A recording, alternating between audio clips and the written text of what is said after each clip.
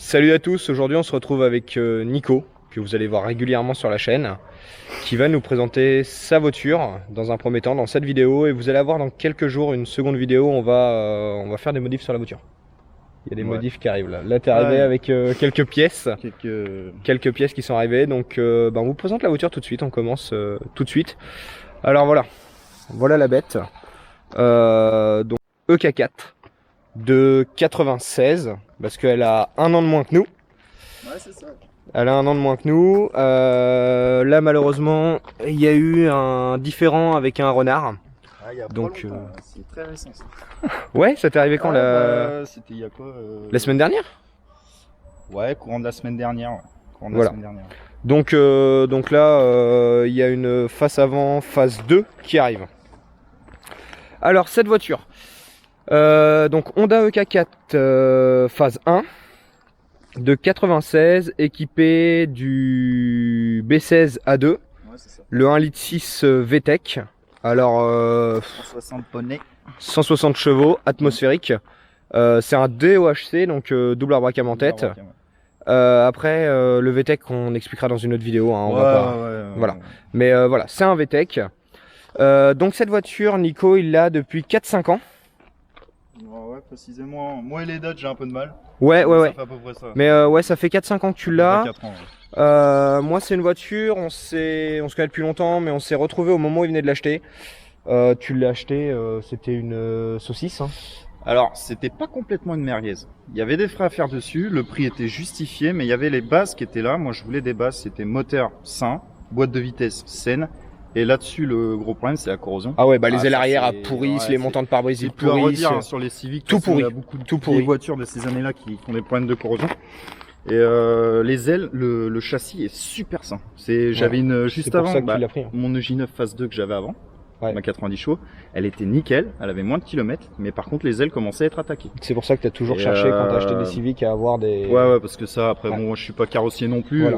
On préfère avoir des problèmes mécaniques qu'on peut faire nous-mêmes que des problèmes de carrosserie avec ce qu'on que peut tu pas sais faire nous-mêmes. Ouais, Mais du coup, enfin, la voiture, on va vous mettre des photos tout de suite de comment elle était quand il l'a achetée.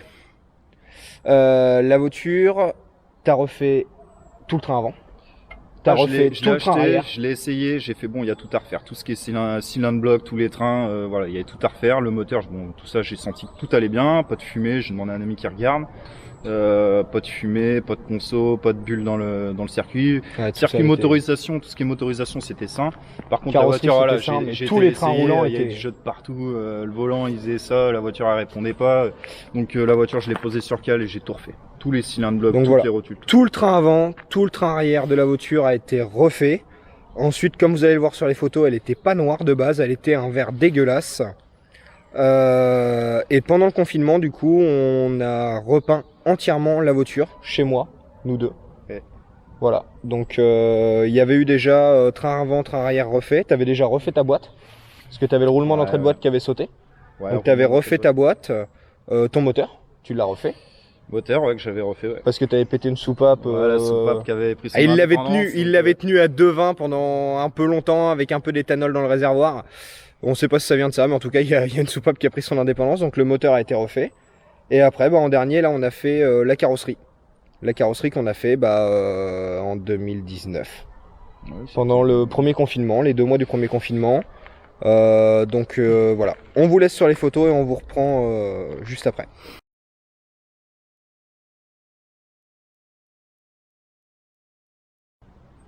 Bon voilà, maintenant on va vous faire la petite présentation de la voiture. Donc du coup, peinture complète noire, les feux arrière teintés, le petit autocollant Fake Taxi. Tout à l'heure, j'ai croisé un collègue sur la route. Ouais, bah là-bas C'est un petit c'était mon idée, c'est moi qui t'en avais offert un, que t'avais foiré en le posant et t'en as racheté un. Le jaune, ça ressort bien sur le... Voilà, donc les jantes d'origine, qui ont été repeintes en noir, mais bon, elles sont bouffées, c'était juste de la dépanne.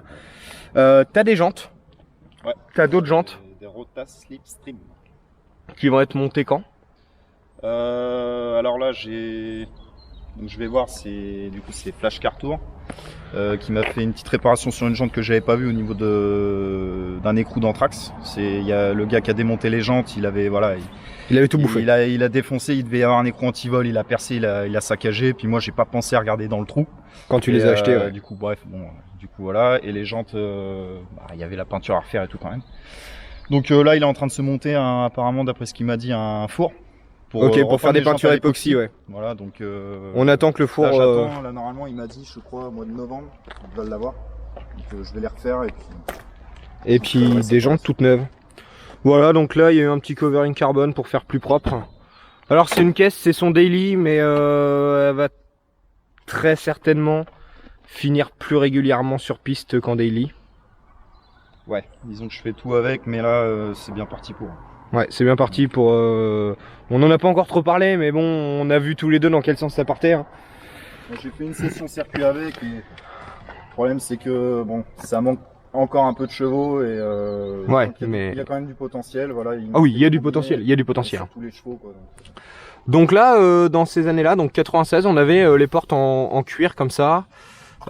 Cette petite moquette pas très jolie, mais qui a pas trop mal vieilli. Voilà, c'est bon, elle est sale. Il a rajouté les tapis AKR juste histoire de dire. Voilà, les sièges qui sont comme ça de base. Le maintien n'est pas trop dégueulasse. Le volant, donc lui a été changé. Je vais me permettre de me mettre de l'engros. De toute façon, je fais comme si c'était la mienne. Voilà, et du coup, à l'intérieur, on a le volant, donc qui est monté sur Snap-Off. Ici, on a un mano d'AFR. Parce que du coup, pourquoi un mano d'AFR? Parce que la voiture est convertie à l'éthanol, mais elle a une conversion mécanique de l'éthanol. Ouais, voilà, c'est pas... voilà, la voiture a une conversion mécanique de l'éthanol, ce qui veut dire qu'on n'a pas de carte éthanol dessus. Pour ceux qui connaissent et qui veulent se renseigner, à la rigueur, si ça intéresse des gens, on fera une vidéo sur la conversion éthanol sur Civic et ça peut marcher sur d'autres modèles qu'on a fait sur celle-là. Tout simplement, en fait, il y a une pompe à essence qui supporte l'éthanol, qui fait un gros litrage, 350 litres/heure, hein, c'est ça? Ouais, 355. 355 litres/heure. Et il y a un régulateur de pression de carburant en bout de rampe pour augmenter la pression de carburant et du coup pouvoir avoir un débit de carburant plus important. Parce que quand on tourne à l'éthanol, il faut un débit de carburant plus important. Et on a réglé ça en voyant en fait les informations sur la sonde, en voyant l'AFR, le rapport stoichiométrique qu'on voit sur le manomètre via une sonde qui est dans l'échappement, qui est l'équivalent d'une sonde lambda. Ah, c'est une wideband. Ouais, c'est une sonde lambda, mais en plus évoluée, parce que là c'est une bande large, donc on a des infos plus précises qu'une sonde lambda, mais voilà. En termes de précision, voilà, ça donne beaucoup. Là, va y avoir les injos qui vont être changés, parce que malgré la pression qu'on a actuellement dans le rail, à haut régime, donc après l'ouverture de VTEC, après 5000 tours, on est un petit peu pauvre, et il faudrait plus de carburant, donc il va y avoir des injecteurs plus gros qui vont arriver. Donc voilà, mais ça vous aurez ça en vidéo logiquement. Voilà, après le compteur, bah c'est très basique. Pas d'origine. Ça... Ouais, c'est un compteur de 90 chevaux. C'est un compteur de 90 chevaux qui a été monté sur celle-ci parce qu'il avait des problèmes avec son compteur et qu'il avait ça en stock, je crois, ou t'as trouvé ça? Ouais, j'avais chopé ça. C'est juste le podomètre vitesse. Voilà, une console centrale, tout ce qu'il y a de plus basique. Et après, bah derrière, il y a un petit peu de place, c'est pas... Voilà, mais ça reste une petite citadine. Et celle-ci, voilà, qui est vraiment tournée sur la sportivité. On va vous ouvrir le capot, on va aller regarder ça. Ça va être le moment le plus intéressant. Voilà, donc là on se retrouve sous le capot. Alors tout à l'heure on vous disait Nico a refait son moteur, mais du coup le moteur qu'il a refait n'est pas monté dedans. Le moteur qu'il a refait a tourné dans la voiture, on a eu des problèmes de chauffe avec, donc il a été démonté, il est actuellement... Tout de suite, hein, j'ai fait un peu de borne avec. Ouais, t'as fait un peu de borne avec des problèmes de chauffe. J'ai fait 40 000 km avec. Et puis bah voilà, il s'est passé ça, donc je sais pas, j'ai pas encore ouvert le bloc, donc je sais pas si c'est joint de culasse qui était de mauvaise cam ou une déformation du bloc ou de la culasse, je sais pas. Voilà, mais du coup il y avait un autre bloc qu'il avait en rab dans son garage, donc il a été remonté dessus, hein, ça a juste été un changement de moteur. Mais la voiture a son bloc matching number, donc correspondant à la voiture, et ce bloc là en fait qui est un bloc de dépannage. Et là il est probable que ce bloc là passe en prépa et que l'autre bloc reste soft pour remettre dedans si besoin. Et celui-là ça serait bien Prépa turbo, hein. Compresseur, ça me titille quand même, Mais turbo aussi, hein. Turbo, il y a du potentiel. Tu préféreras le turbo parce que tu préféreras le coup de pied au cul du turbo que le linéaire du compresseur, je te connais. C'est certain, c'est certain. Du coup, on a un wheel coach. Un wheel coach, c'est pour récupérer les vapeurs d'huile, éviter qu'elles soient remises dans l'admission. On a un cornet qui va être bientôt cloisonné pour éviter de prendre l'air chaud du moteur. Une limace, donc qui de par sa forme favorise l'entrée d'air dans le papillon, machin truc. On a ici le régulateur de pression d'essence AEM dont on vous parlait. Là, ça c'est juste un reniflard. Les durits de silicone renforcés et un gros radiateur Skunk Racing parce que sur sa dernière sortie circuit, Nico avait eu des problèmes de chauffe et il se demandait pourquoi. Donc du coup, il a monté ce gros radiateur et en regardant les vidéos faites avec la GoPro, il s'est rendu compte qu'en fait, il chauffait pas à cause du radiateur, il chauffait parce qu'il était en aspiration derrière une bagnole qui lui aspirait tout l'air. Donc voilà. Mais bon, c'est toujours bon à avoir. Ensuite, il y a un échappement Super Sprint qui a une protection thermique, donc qui évite un peu de chaleur dans la baie moteur, mais surtout faut savoir que plus il fait chaud, plus les gaz s'évacuent bien. Des gaz, plus ils sont chauds, plus ils s'évacuent bien. Donc du coup on gagne légèrement, hein, c'est très très léger, hein, mais on gagne un peu en performance avec de l'air qui reste chaud. Là pour le coup c'est plus dans les collecteurs. Étant donné qu'il y a l'admission qui est à côté qui est pas ouais cloisonnée. aussi voilà c'est le rayonnement thermique dans la baie moteur qui fait. Voilà, après il y a quelques petits détails qui s'est amusé à faire, mais rien de bien ouf, hein. Comme on vous a dit, hein, c'est une voiture qui est vraiment destinée à prendre sa mère. C'est son délit, mais elle est destinée à prendre sa mère, à donner des corrections. Et malgré que ça peut peut-être en faire rire certains, 160 chevaux, ça met des grosses corrections. Elle en a mis déjà. C'est pas lourd. C'est très léger. 500 chevaux, et après il y a une catégorie, voilà, oui, elle rentre pas dans la catégorie de 500 chevaux, mais bon, les Abarth, les Clio 3 RS, les Golf 5 GTI. Une Clio 3 RS d'ailleurs sur le Vigan. Voilà. Le coup de la surchauffe. Sur le circuit du Vigan, une Clio 3 RS derrière laquelle il était, et qui d'ailleurs, tu l'as un peu poussé à la faute. Non, ça c'était un Clio Williams. Clio Williams qui s'est sorti en essayant de te distancer. Non, il a plutôt essayé de me suivre. Et quand j'ai regardé dans le rétroviseur central en sortant de la courbe, j'ai vu qu'il avait mangé un peu les graviers. Ça l'avait emmené? Ça l'avait emmené. Heureusement pour lui, la voiture n'a pas touché le rail de sécu. Je pense qu'il aurait pleuré. Ouais, tu peux m'ouvrir le coffre, frérot? Alors le coffre, ouais, on va le montrer, hein, mais. On va le montrer, ouais, c'est ça. Il y a, voilà. Alors là, le logo est arrivé. Là, il y a un logo type R rouge qui arrive. Il est arrivé tout à l'heure chez moi, donc voilà. Voilà, donc derrière, il y a juste un petit sub. Et ça fait un petit moment que tu dois refaire ton coffre, mais que tu ne le fais pas. Ouais, bah là, faut vraiment que je m'attelle. C'est pour cette prise d'eau. Prise d'eau. Ouais, prise d'eau dans les feux, ouais. C'est merdique. Mais c'est même pas les feux, c'est les. T'as des évents en fait d'aération en dessous. Et c'est comme les feux, ça peut venir soit des feux, soit de ça, ou soit des jointures. Mais j'avais déjà regardé, et, apparemment ça viendrait des évents. Faut que je refasse ça, puis j'ai un contact pour choper une plage arrière, une belle plage arrière après qui se module. Ok, tu peux nous la démarrer?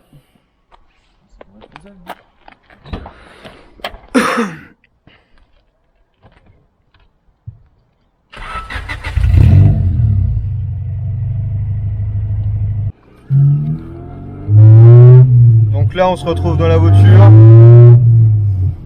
Donc ouais, ça gueule énormément, hein. Déjà les Atmos ont tendance à gueuler. Et là ouais, le B16 c'est quand même un moteur qui gueule, hein. Là il y a un souci de pare-brise, mais c'est une longue histoire.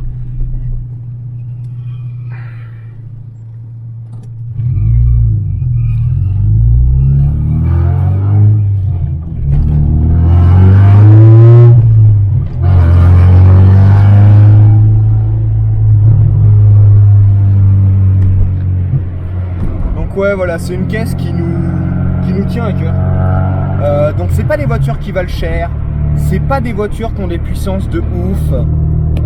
Par contre c'est des voitures légères, avec un comportement qui est vachement joueur, vachement grisant en fin de compte.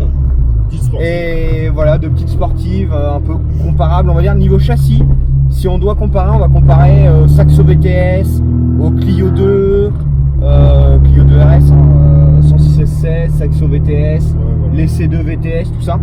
C'est des petits châssis très joueurs, là tiré à gauche, qui sont pas sous-vireurs mais sur-vireurs, donc tu sais qu'elle peut te tuer à tout moment, tu vois. C'est ça qui est intéressant. Ouais, mais c'est pas non plus traître. Et là c'était à gauche, mais c'est pas grave, on va aller par là.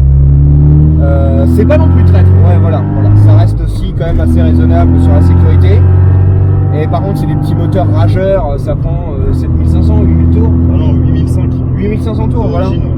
Ah bah oui, parce qu'on rupte plus loin que ton compteur. C'est un contour de voilà. 90 Vu qu'on a un contour de 90 chevaux dessus en dépannage, tu verras on rupte plus loin que la zone rouge, mais bon, c'est psychologique. Voilà, donc du coup, bah, on va vous laisser sur quelques images où ça roule. Fais-moi une reprise de 2. Là, on l'a dépassé, là. Et ça serait plus reprise de 3. Eh bah, allez.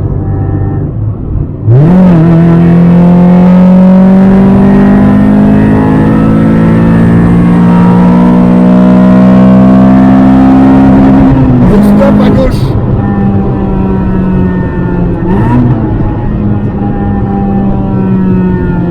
Ah non, du coup, j'aime bien lui donner les informations au dernier moment, ça fait un peu rallye, tu vois. C'est pas comme si la fin était à changer. Encore? Oh, tu dis, c'est psychologique. Ouais, bah oui.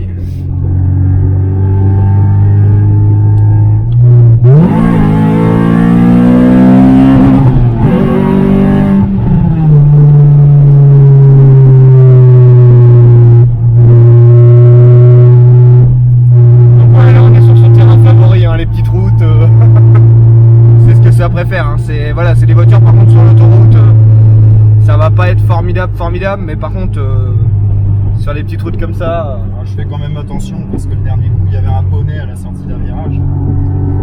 Ouais, c'est chiant. Tu sors d'une courbe un peu fort, tu prends un poney, surtout sur une Civic, mon petit gars, t'as du mal. Il y a peut-être moyen avec le profil de la voiture qui passe au-dessus, tu sais. Ouais, il y a aussi moyen qu'il passe par le pare-brise et qu'il vienne te joindre. J'ai pas trop envie de tenter. Attaque-moi cette courbe là.